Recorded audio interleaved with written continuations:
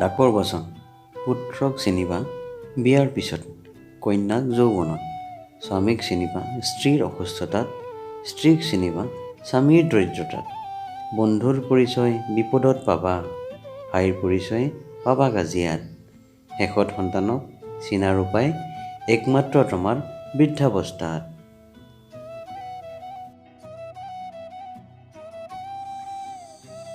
তোমাক নাপাওঁ বুলি জানিও তোমাক বিচাৰি সৃষ্টিকৰ্তাৰ ওচৰত প্ৰাৰ্থনা কৰিবলৈ কেতিয়াও পাহৰি নাথাকোঁ।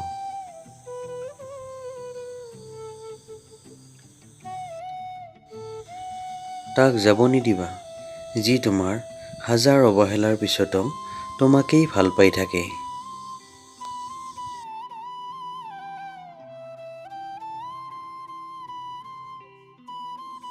বিয়া ঘৰত খাবলৈ বহি কেতিয়াও বেয়াকৈ নকবা, কাৰণ এজন পিতৃয়ে সেই বিশেষ দিনটোৰ বাবে গোটেই জীৱন উপাৰ্জন কৰে।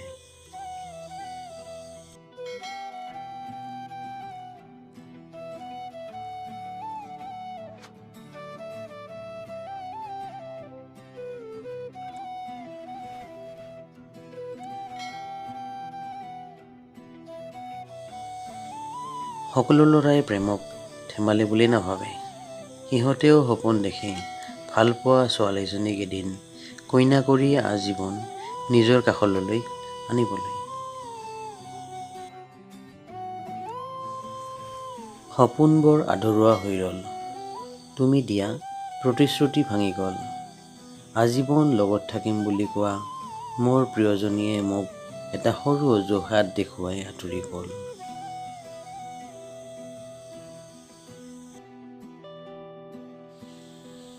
ধনী ঘৰত জন্ম ল'লে জীৱনটো উপভোগ কৰিবা, আৰু দুখীয়া ঘৰত জন্ম ল'লে জীৱন মানে কি বুজি পাবা। এজনী ছোৱালীৰ আটাইতকৈ বেছি এট্ৰেক্টিভ বস্তু হৈছে তেওঁৰ ব্যৱহাৰ আৰু কথা বতৰাবোৰ।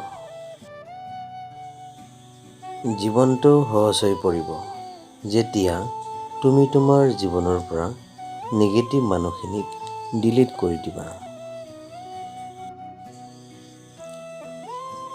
দুখ সহ্য কৰিব পাৰিলেও কেতিয়াও মিছা কথা সহ্য কৰিব নোৱাৰি।